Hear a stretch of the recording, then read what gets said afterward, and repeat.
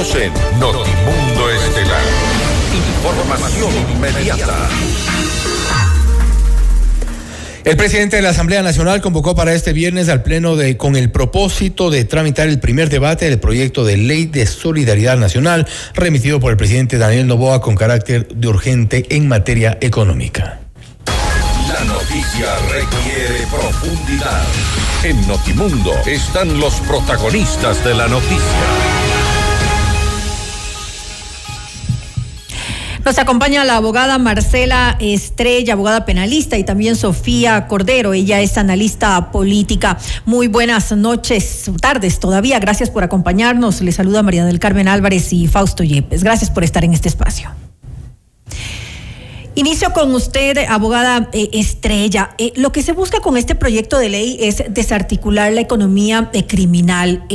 ¿Usted considera que se cumple con este propósito de justamente cortar el financiamiento a los grupos armados, o tal vez estamos ante un proyecto de ley muy punitivo que incluso se podría prestar a que se afecten algunos derechos humanos, como lo argumenta la oposición? En este caso hablamos del correísmo.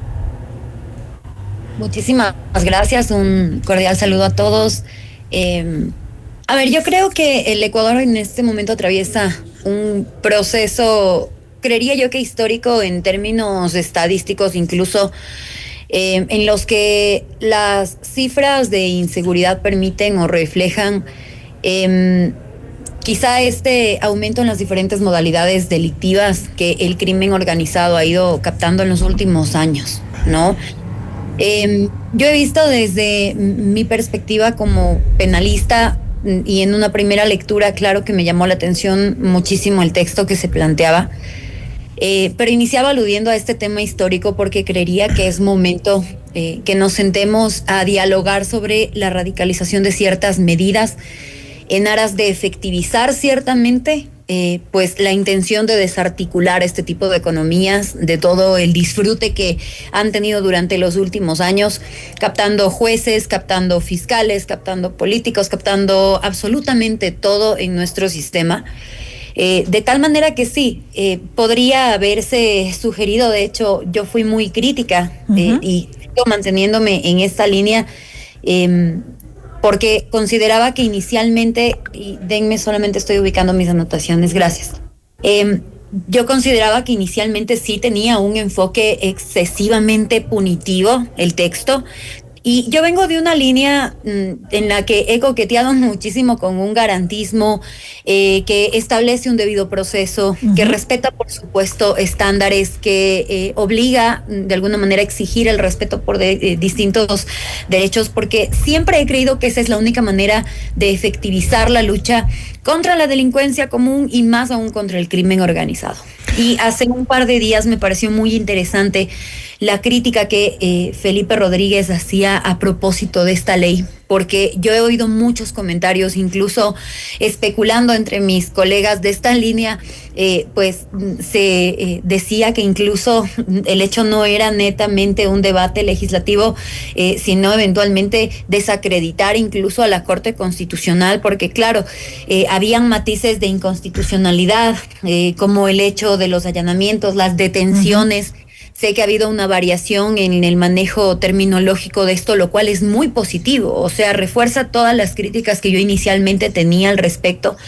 Y claro, yo estoy a favor de la normativización de aspectos del derecho penal del enemigo, que implica radicalizar precisamente este tipo de medidas punitivas frente a, no diría estereotipos criminales, pero sí a factores criminológicos como el crimen organizado.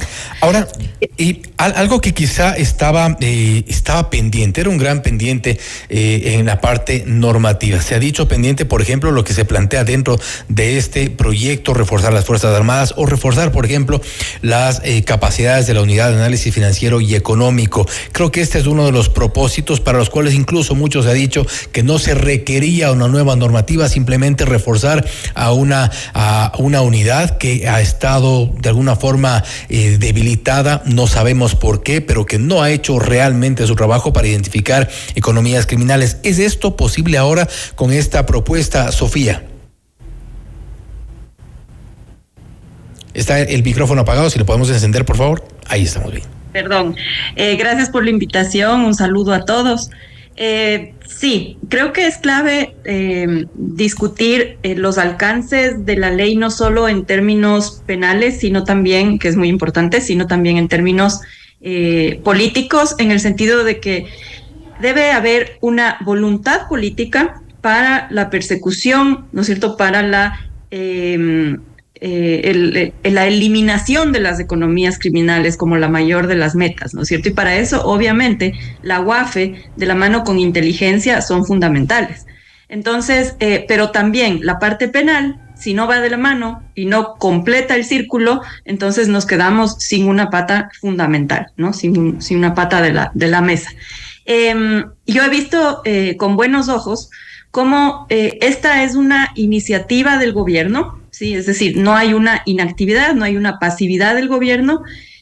Obviamente se levantaron y se siguen levantando suspicacias, pero creo que hay que tener algo de paciencia, si bien generan miedo estos temas, miedo porque, las suspicacias nos hacen referirnos a casos tan emblemáticos en lo negativo como El Salvador, por ejemplo. Y digo en lo negativo porque ahí sí hay una experiencia ya de violación a derechos humanos y de absoluta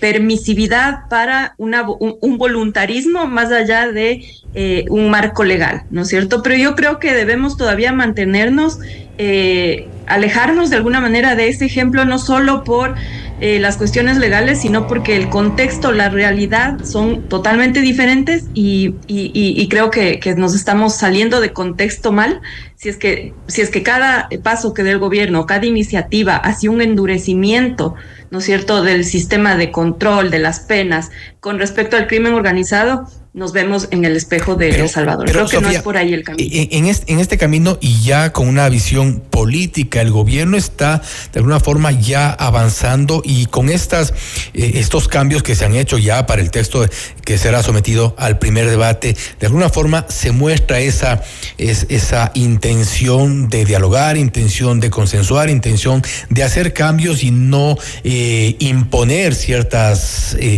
propuestas que nacen del Ejecutivo. Sí, a eso me refería con que miro con buenos ojos.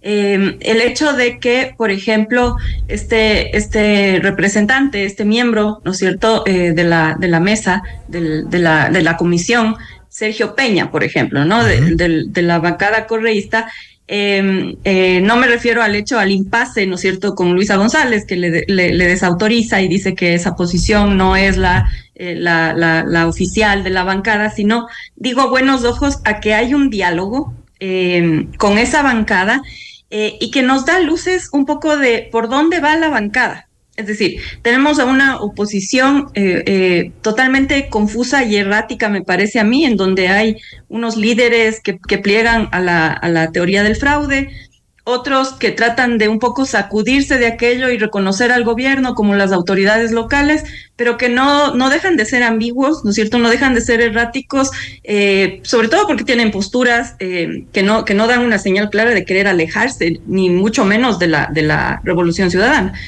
Más bien parece una jugada política para no perder el apoyo de sus votantes y de a quienes gobiernan, ¿no?, en lo local. Pero me refería a que es y por otro lado la bancada, ¿no es cierto? No sabemos qué línea tiene la bancada. Ahora, con estas cuestiones vamos viendo que la bancada no tiene una línea, ¿sí? ¿Y por qué políticamente eso es importante? Justamente porque si no tiene una línea, hay espacios abiertos para el diálogo y espacios abiertos para la colaboración. Aquí no quiero referirme a pactos o negociaciones porque creo que ya no es tiempo, ¿no es cierto?, de esa opción, luego que en el periodo anterior al gobierno le fue muy mal pactando con la Revolución Ciudadana. Creo que no va por ahí, creo que va más bien por un gobierno, una bancada oficialista con mucha iniciativa legislativa y una bancada de oposición con ninguna iniciativa. Entonces eso debilita a la oposición aún más. ¿Y por qué veo positivo? Porque si no fuera así, habría un escenario de ingobernabilidad que hemos vivido y sufrido durante los últimos 2 gobiernos anteriores, ¿no? Ahora, Marcela, lo decía hace un momento Sofía Cordero, se mira con buenos ojos pues esta apertura que pueda haber al diálogo frente a este proyecto de ley, a discutirlo, a analizarlo, a justamente revisar esos puntos que generan controversia, que generan algún tipo de rechazo y que podrían complicar la situación para este viernes cuando se lo trate en la Asamblea Nacional.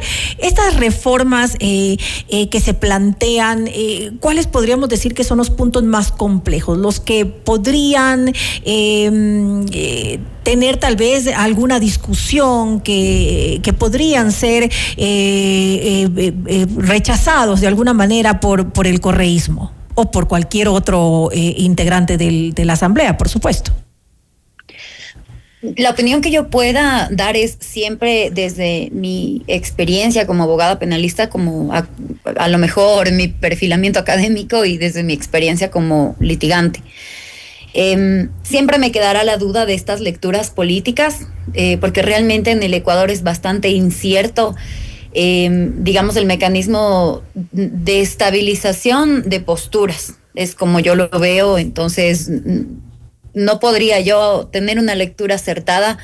No es que tenemos bien marcado aquí el tema de los movimientos o partidos políticos, y esa inestabilidad también de alguna manera se refleja en todo nivel, pero siento que esta lucha en contra del crimen organizado no es un tema de banderines políticos, no es un tema de discursos o posturas políticas, es un tema que ha trascendido, y obviamente el gobierno nacional que está ahora encargado de nuestra política de seguridad es quien tiene que tratar de alguna manera regular este tema. Por supuesto que esta es una iniciativa que parte del Ejecutivo. Lo que se esperaría es que desde el Parlamento se mejoraran con perspectivas legislativas todo el contenido. Yo siempre he rescatado también la intención de desarticular y combatir a las bandas criminales. Creo que quedan muchísimas dudas, por supuesto, porque no se ha terminado de fortalecer aspectos como la inteligencia a nivel nacional. Y el crimen organizado también ha penetrado a, digamos, instituciones del Ecuador de inteligencia, a tal punto que operativos bastante sensibles que van de la mano con la coordinación que lleva la Fiscalía y la Policía se han caído, más allá de los aciertos que han tenido, y por supuesto que hay que reconocer con la desarticulación o incautación de sustancias sujetas a catalogación, por ejemplo. Pero yo siento que todavía quedan dudas incluso en quiénes van a ser las personas que operen o hagan ejecutar esta ley, apliquen esta norma, quiénes van a estar detrás de los allanamientos, quiénes van a estar detrás de las aprehensiones, quiénes van a estar atrás de los operativos que se inicien, porque de momento la norma ya nos permite tener un acercamiento a lo que nos dice esta ley de solidaridad, le han nominado, pero lo que se está sensibilizando es precisamente estos aspectos de la prisión preventiva. El legislativo se ha mantenido en que no va a ser, como el Ejecutivo sugería, de aplicación general y, digamos, obligatoria. Se va a respetar el principio de subsidiariedad, de lo que yo entendí, lo cual yo veo acertado. Es decir, se van a seguir respetando estos estándares en materia de derechos, ya en un debido proceso, que lo único que garanticen es el fortalecimiento de estos procesos.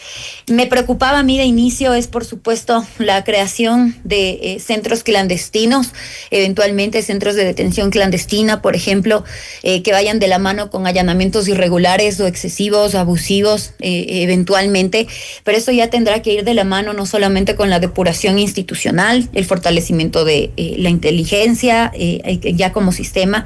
Estoy de acuerdo en que los aspectos económicos que se regulan desde las entidades del sistema financiero nacional, la UAFE y el SRI, tienen que ser sometidos también a un riguroso fortalecimiento institucional, incluso en base a la implementación de técnicas con inteligencia artificial o machine learning. He estado muy pendiente del pronunciamiento de muchos expertos. Ahora, pues, el de Sofía me parece muy interesante y he escuchado con mucha atención su intervención, y me parece que cada vez se podría ir fortaleciendo mucho más esta perspectiva de lucha. Habrá que esperar al viernes también. Recién esto va a primer debate, nada está dicho, y por supuesto que después de este primer debate Obviamente tendrán que recogerse las observaciones que formulen los asambleístas. Entendería que en estos días ellos ya deberían estar todos los asambleístas, no importa las bancadas, leyendo a conciencia, porque se supone que son la representación del pueblo ecuatoriano en el Parlamento, y entendería que todos estamos de acuerdo en que necesitamos darle un golpe a las economías criminales. Si es que los asambleístas se ponen serios, el día viernes deberíamos escuchar varias propuestas que fortalezcan este proyecto más allá de lo que ya se ha podido fortalecer. Ahora bien, Marcela, solo creo que en el mismo contexto, ¿crees tú que se podrá o se logrará modular el texto lo suficiente para que no llegue más adelante a la Corte Constitucional? Y como se ha advertido en algunos temas que han sido ya algunos observados, quizá ya habrá que ver qué ocurre más adelante, pero ¿es posible modularlo de tal forma que no encuentre en la Corte Constitucional un freno más adelante? Como el tema de los allanamientos. Exactamente. Y yo veo con buenos ojos que esta comisión, por ejemplo, más allá de las críticas que yo he hecho, creo que hay que tomarnos con seriedad el tratamiento de esta propuesta. El día lunes me parece que intervinieron 2 penalistas destacados, no solo por la transparencia con la que litigan, el tecnicismo con el que ejercen su profesión, sino que son académicos con una trayectoria y tienen una voz autorizada, yo creo, muchísimo más amplia que la que yo pueda aportar. Me refiero al doctor Stalin Raza, Felipe Rodríguez, que pudieron hacer sus observaciones en la comisión, y entiendo que la comisión aceptó muchas de sus críticas. De hecho, este es un debate después de esta entrevista, me comprometo a colgar en las redes sociales para que todos puedan escuchar. Yo creo que se blindó en ese sentido el texto de alguna manera, porque sí, inicialmente era excesivamente punitivo y, por ejemplo, la malversación de terminologías, por supuesto que dejaba abierta la posibilidad de irregularidades en los procedimientos, alertas en cuanto a vulneración de derechos. Yo tuve un abuelito que fue chileno, periodista, huyó de la dictadura de Pinochet. A mí lo que más me aterra es que eventualmente se camuflen este tipo de medidas y se instauren dictaduras que, en lugar de, digamos, combatir el crimen organizado, podrían empezar a combatir todo, ¿no? Lo que pueda ser catalogado como enemigo. Entonces, desaparecerían en ese sentido políticos, periodistas, estudiantes, académicos, y es lo que a mí me atemoriza. Sin embargo, hoy por la tarde escuché los pronunciamientos de la presidenta de la comisión y esperaría leer el informe. Creería que sí podríamos tener acceso a eso, y habrá que ver si es que la vía debería ser esa, pero por supuesto que nunca está de más que la Corte ratifique a lo mejor cualquier postura o nos prevenga de cualquier inconstitucionalidad. Pero ¿cómo evitar esto, Sofía, este abuso de poder? Por ejemplo, lo decíamos hace un momento, el tema de los allanamientos sin orden judicial, pues se puede prestar a algún tipo de abusos. También se hablaba de, hace un momento lo decíamos, el crimen organizado ha penetrado las instituciones del orden. Entonces, ¿qué pasa, por ejemplo, con el indulto previo? ¿Qué pasa con tal vez sí apoyar a las fuerzas del orden, por supuesto, pero con mucho cuidado para que justamente no salgan como inocentes personas que están vinculadas lastimosamente, que han sido corrompidas por el crimen organizado? Claro, este es un tema muy complejo, ¿no es cierto? Yo creo que tenemos que ser conscientes de que entramos en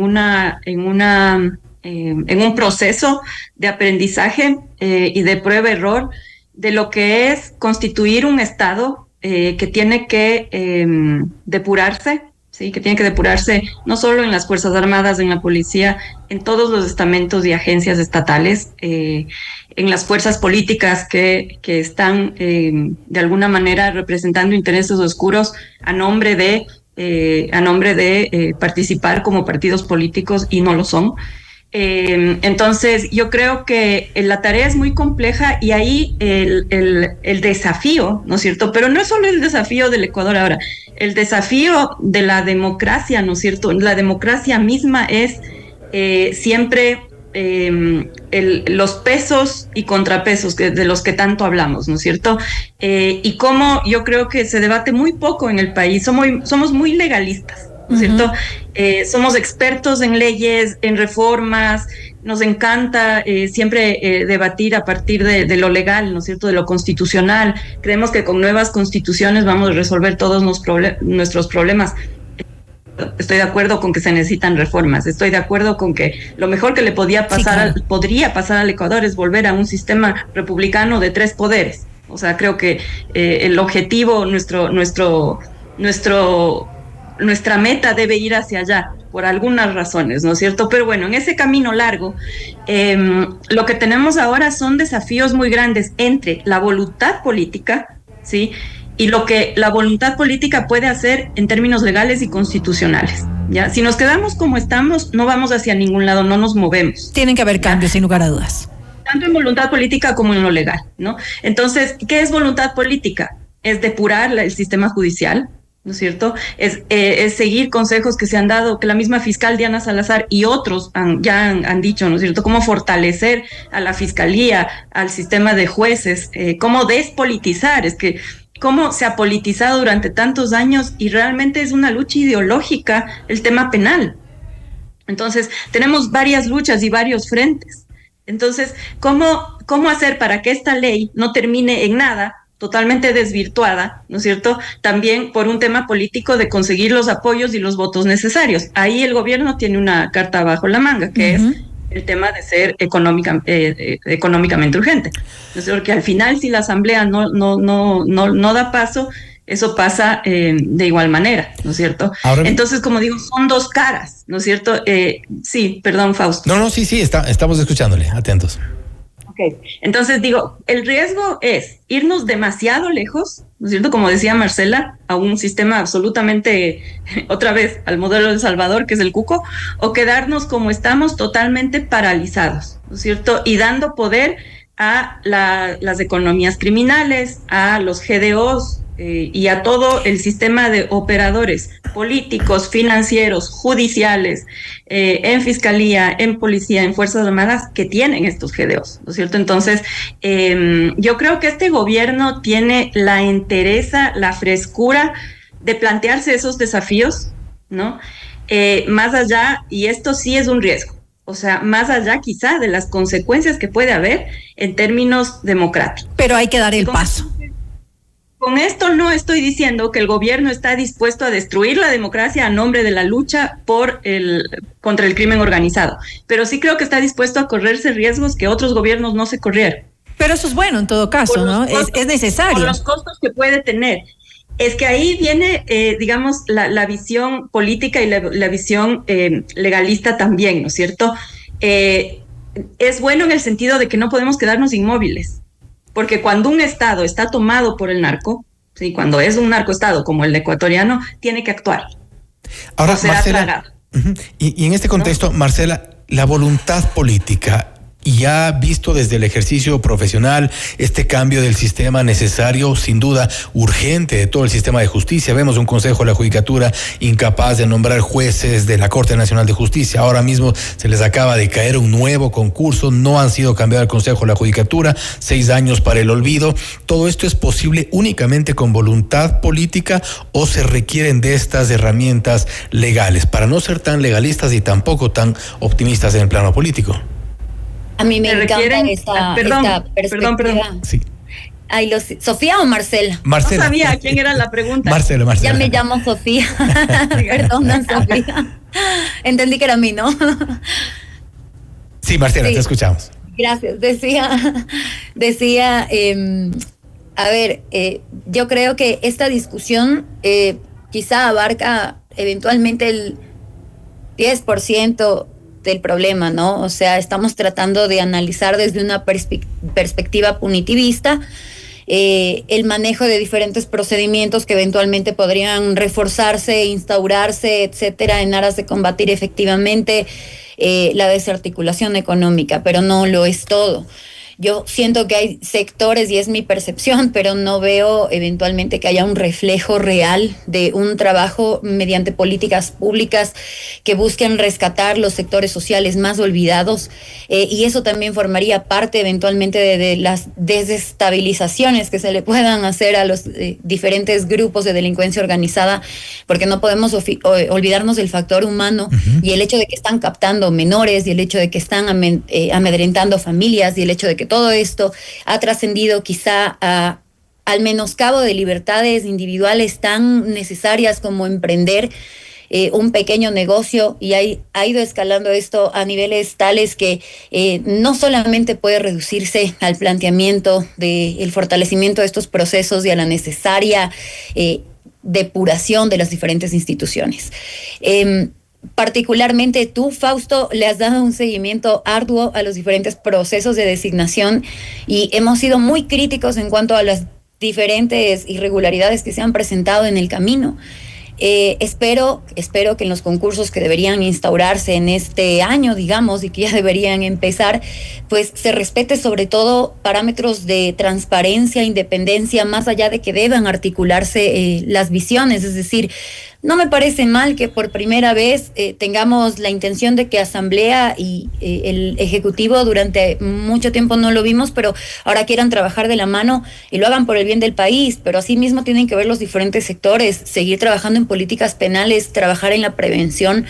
Por supuesto que combatir con toda la fuerza que tenga el Estado a los grupos criminales, pero nos estamos también olvidando, yo creo, de nuestras bases y ese ha sido un error que nos ha costado sangre, un tema que no le adjudico únicamente a este gobierno, pero ha sido una crítica que hemos tenido quizá la última década, ¿no? Entonces sí, es muy incierto. En el Ecuador también nos hemos vuelto especialistas de, digamos, la inestabilidad de posturas. Pero creería que hay que fortalecer los proyectos, hay que perfilar eventualmente a los mejores, digamos, perfiles, perdón la redundancia, para que lideren las instituciones que estarán a cargo de la judicialización de estos procesos, para que cuiden a su personal, no sé, para que también nazca una iniciativa de precautelar y salvaguardar la vida, sobre todo de los servidores públicos que investigan crimen organizado, depurar también esas instituciones. Creo que es un trabajo microscópico el que se propone y se debe empezar por algo, sí.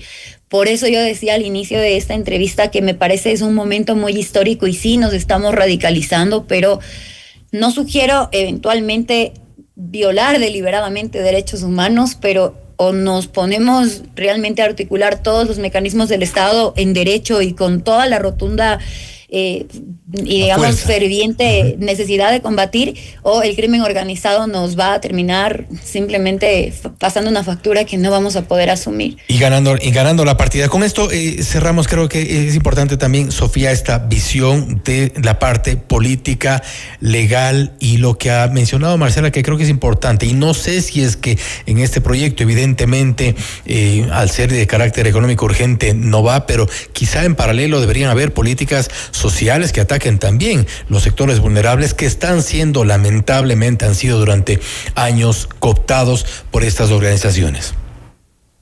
Sin duda, eso es un elemento crucial, es un eje, ¿no es cierto?, de la lucha contra el crimen organizado, la presencia del Estado con dos caras, la cara coercitiva, ¿no?, la cara enemiga del criminal, pero la cara amiga, la ocupación del territorio en términos de políticas sociales, políticas públicas en general, infraestructura, obra pública, educación, salud, bienestar social, etcétera. O sea, claro, aquí acaparamos todo lo que tiene que ver con la política pública, todas las áreas, pero lo importante son estas dos caras. El Estado sí, llega con las armas, llega con la fuerza, pero también tiene que ocupar el territorio de manera amigable.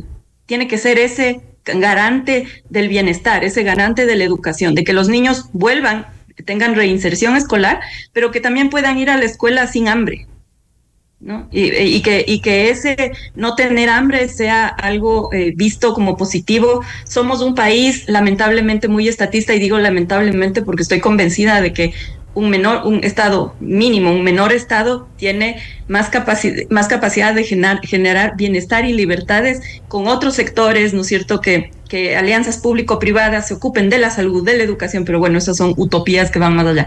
Por lo pronto somos un país estatista que debe garantizar el bienestar en ese sentido, y si el gobierno no se ocupa de llegar a territorio con esas dos caras, la de la fuerza y la de la presencia en política pública, será algo menos sostenible. No digo que no valdrá nada, porque sí, vale, o sea, toda acción cuenta, pero creo que hay que apuntarle también a la cuestión estructural y que no es tan de largo plazo. Es decir, estas políticas de desnutrición infantil, el ser conscientes de que las escuelas tienen que ser espacios seguros, el control policial o con la fuerza, ¿no es cierto?, de los perímetros escolares, etcétera, es fundamental, ¿no? Entonces, eso es una visión que hay que tener.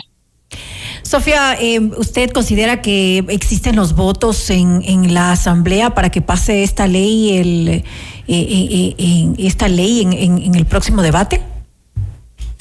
Yo creo que es incierto. A ver, no sabemos si Pachacutic, ¿no es cierto?, cómo va a reaccionar. Esperaríamos que la parte de Pachacutic, que ha plegado hasta ahora, va a apoyar, pero nada es seguro. ¿Qué tal que algunos de aquellos que apoyaron en estas primeras semanas no estén de acuerdo con algunas cuestiones, ¿no?, del punitivismo, de algunos aspectos de la ley?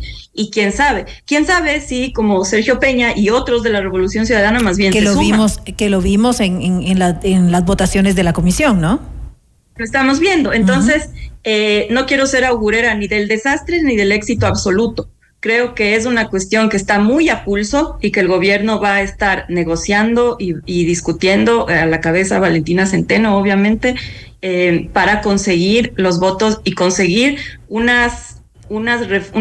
incluir unas reformas, con los comentarios que sean, como digo, sin desvirtuar lo que de nuevo nos puede dar esta ley, ¿no es cierto?, sin quedar en que sea un saludo a la bandera y que simplemente se tramite para que la Corte Constitucional, que ojo, tampoco es la garantía de la democracia porque también tiene objetivos políticos, sea la que da la última palabra y nos quedamos empantanados.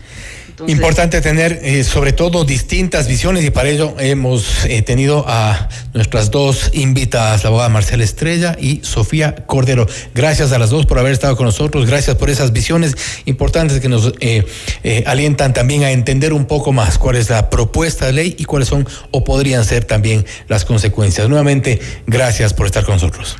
Muchas gracias a ustedes. Sofía. Gracias. La abogada Marcela Estrella, abogada penalista, y Sofía Cordero, analista política, hablando sobre la ley para desarticular la economía criminal que va al primer debate en la Asamblea. Ha sido convocado para este día viernes. Esto es Notimundo Estelar, siempre bien informados. Noticias, entrevistas, análisis e información inmediata. Notimundo Estelar regresa